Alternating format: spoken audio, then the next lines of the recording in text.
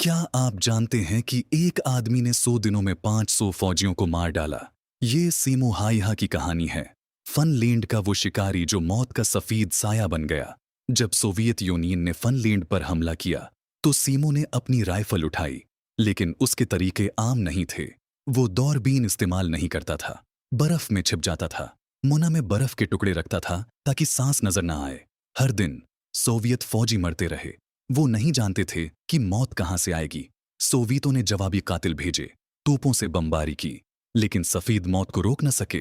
फिर एक दिन एक धमाका खीस गोली ने उसका जबड़ा तोड़ दिया, लेकिन सीमो जिंदा रहा। जंग के बाद सादा जिंदगी गुजारी। एक आदमी जिसने पूरी फौज को खौफ में मुब्तला कर दिया था,